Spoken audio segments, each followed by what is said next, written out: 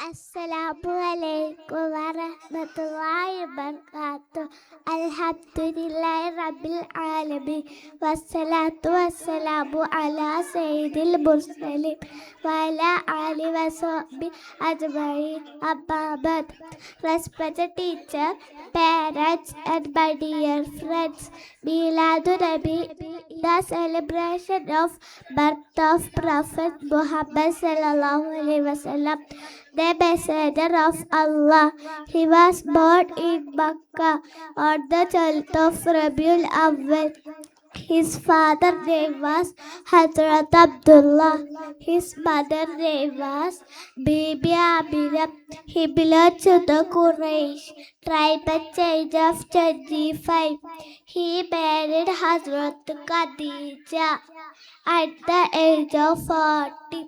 Allah Almighty stopped him wahi.